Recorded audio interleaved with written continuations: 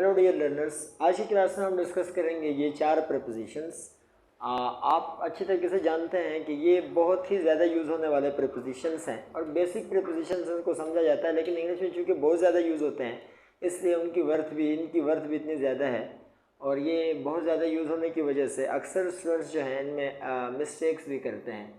अब इनके अंदर जो लेवल है ना वो बहुत देखने वाली बात है कि कुछ बेसिक लेवल के भी हैं इनके कंसेप्ट, कुछ एडवांस लेवल के भी। हम सारे डिस्कस करने की कोशिश करेंगे। आज की क्लास में हम डिस्कस करते हैं, एक हमारे पास प्रीपोजिशन होता है ओवर और दूसरा प्रीपोजिशन होता है अबव। देखिए इनमें कन्फ्यूजन कहाँ पे है। ओवर और अबव दोनों का हम उर्दू में मतलब लेते हैं ओवर, ऊपर। अगर कोई चीज़ ऊपर है तो हम ओवर भी लगा सकते हैं, हम अबव भी लगा सकते हैं, लेकिन ये हमें कैसे पता चलेगा कि कब हमने ओवर लगाना है कब हमने अबव लगाना है। दोनों को हम लगा सकते हैं, कोई चीज़ ऊपर हो तो तब, या दोनों को हम अप्लाई नहीं कर सकते। वो कौन कौन से केसेस हैं ये सब डिस्कस करेंगे। देखें, ओवर का इस्तेमाल हमेशा तब किया जाता है, पहले हम बिल्कुल आसानी से समझेंगे, इसका एडवांस लेवल भी डिस्कस करेंगे।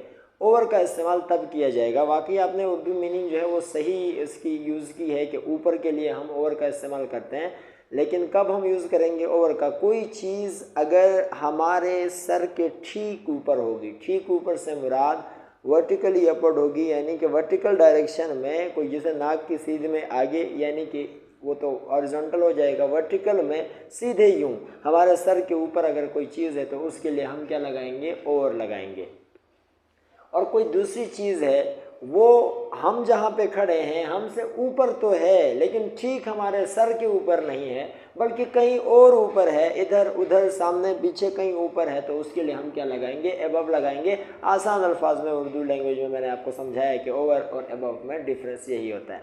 तो ओवर का आप यूज़ क्या करते हैं? वैसे क्लासेस में मैं तो ऑफलाइन क्लासेस जो होती हैं उसमें डिटेल में इनकी वो लिखवाता हूँ, लेकिन यहाँ मैं सिर्फ इतना बताऊँगा कि वर्टिकली अबव, अगर कोई चीज़ आपके वर्टिकल डायरेक्शन में ऊपर है तो उसके लिए आप क्या लगाएंगे? ओवर लगाएंगे। और अबव का मतलब भी ऊपर होता है, लेकिन कोई चीज़ ऊपर तो है लेकिन कहीं भी है, ठीक आपके सर के ऊपर नहीं है, तब आप क्या लगाएंगे? अबव लगाएंगे। फॉर एग्जाम्पल, मैं इस वक्त यहाँ पे खड़ा हूँ और मेरे सर के ठीक ऊपर फ़ैन है, पंखा है। तो अगर मेरे सर के ऊपर फ़ैन है तो मैं फ़ैन को अगर ख़ुद से रिलेट करूँगा तो मैं ये कहूँगा, फॉर एग्ज़ाम्पल, फैन डैश मी। अब मैं ये पूरा सेंटेंस नहीं लिख रहा, जस्ट आपको कंसेप्ट डिलीवर करने की कोशिश कर रहा हूँ।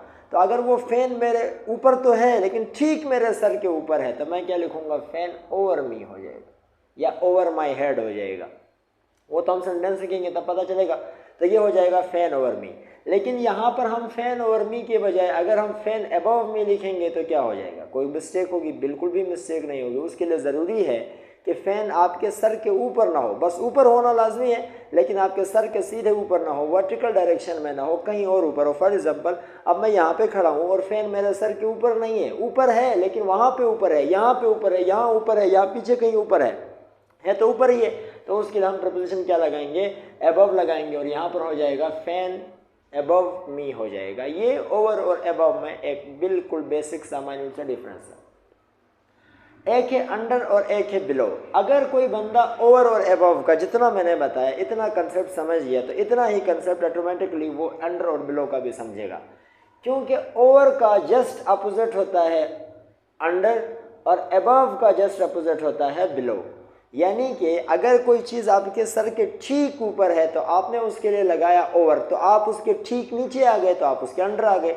जैसे मैंने कहा द फैन इज़ ओवर मी या ओवर माई हेड, तो मैंने कहा द फैन इज़ ओवर मी क्योंकि वो मेरे सर के ठीक ऊपर है, तो मैं उसके ठीक नीचे हुआ तो आई एम अंडर द फैन हो जाऊँगा। मतलब मैं आई एम अंडर द फैन मैं खुद के लिए इस्तेमाल करूँगा। अब देखें, ये है अबव और ये है बिलो। मैंने कहा कोई चीज़ ऊपर हो लेकिन सर के ठीक वर्टिकल डायरेक्शन में ना हो, कहीं और ऊपर हो, तो आपने क्या लगाया? अबव लगाया। तो इसका मतलब आप भी उसके नीचे होंगे, लेकिन प्रॉब्लम ये है कि आप उसके ठीक नीचे तो नहीं होंगे। जब आप उसके ठीक नीचे नहीं होंगे तो एनीवेयर हो जाएगा, और अबव का अपोजिट क्या हो जाएगा? बिलो। उस केस में मैं क्या कहूँगा? I am below the fan, not I am under the fan. ये है ओवर, अबव, अंडर और बिलो का डिफरेंस। अब देखिए एक और केस है, इसमें छोटा सा समझने का है। फॉर एग्जाम्पल, ये छत है, अब मैं इस छत के नीचे खड़ा हूँ अब मुझे एक बात बताएं ज़रा, अब मैं क्या कहूँ, I am under the roof कहूँ तो ठीक होगा या आई एम बिलो द रूफ कहूँ तो ठीक होगा? क्योंकि सर के साथ अगर उसको रिलेट करके देखा जाए तो वर्टिकल डायरेक्शन में मेरे ऊपर छत है, लेकिन प्रॉब्लम ये है कि छत तो वहाँ पर भी है, छत यहाँ पर भी है, छत तो यहाँ पीछे भी है फॉर एग्जांपल।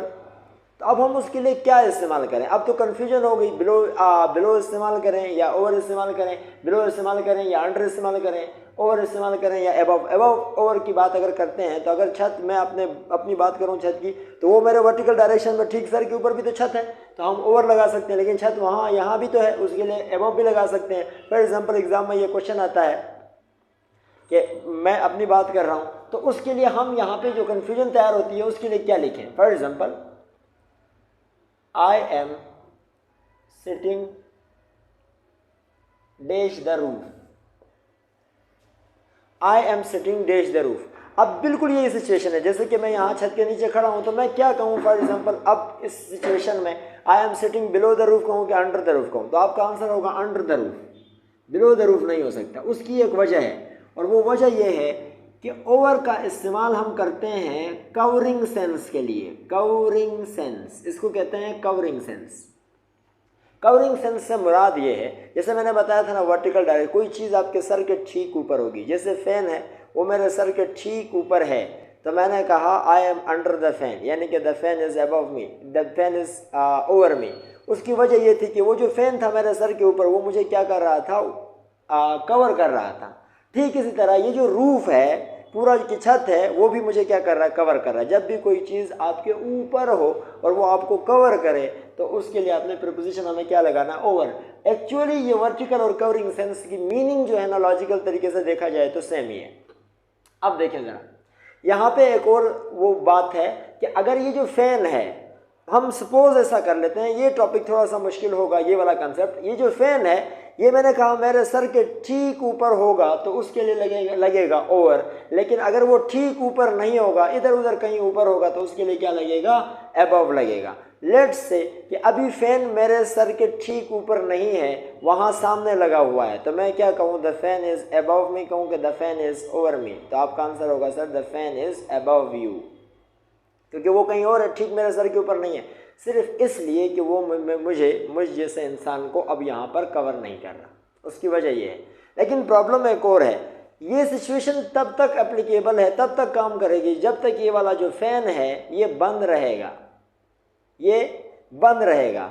जो ही वापडा वाले मेहरबान हुए और ये फैन हमने ऑन कर लिया, इसको स्विच ऑन कर लिया, तो फिर क्या होगा? अब देखिए, जो ही हमने फैन ऑन कर लिया तो वो मेरे सर के ऊपर, ठीक तो सर के ऊपर था नहीं, तो हमने उसके लिए अबव लगाया, क्योंकि तब वो मुझे कवर नहीं कर रहा था। लेकिन अब फैन मुझे कवर करेगा या नहीं करेगा? जब ये घूमेगा, जब ये घूमेगा तो ये जो हवा इससे बनेगी, वो जो हवा मुझ तक पहुंचेगी, तो उसकी हवा मुझे क्या करेगी? कवर करेगी। जब फैन की हवा मुझे कवर करेगी, तो इसका मतलब ये हुआ कि जब भी कोई ऐसा ऑब्जेक्ट जो आपके सर के ऊपर ठीक से है और आपको कवर कर रहा है, तो उसके लिए ओवर लगाते हैं। लेकिन कोई चीज़ अगर आपके सर के ऊपर नहीं है, कहीं और है, तो उसके लिए अबव लगाते हैं। अब वो चीज़ कहीं और है, लेकिन प्रॉब्लम ये है कि जैसे कि ये फैन है और वो मुझे कवर कर रहा है, हालांकि वो कहीं और है, लेकिन उसकी हवा मुझ तक पहुँचेगी।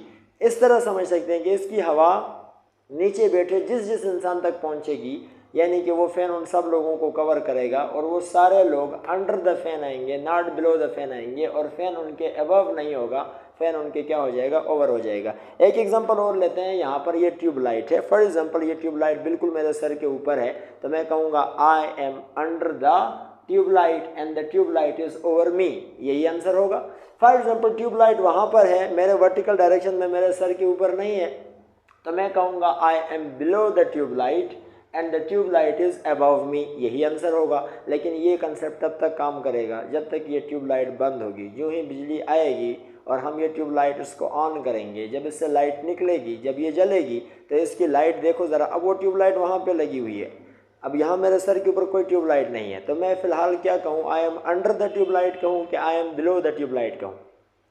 तो अगर ये ट्यूबलाइट बंद होती तो मैं कहता I am below the tubelight, क्योंकि मैं उसके ठीक नीचे नहीं खड़ा। लेकिन प्रॉब्लम ये है कि I am under the tubelight होगा, क्योंकि वो जो ट्यूबलाइट है वो ऑन है और उसकी लाइट मुझे क्या कर रही है?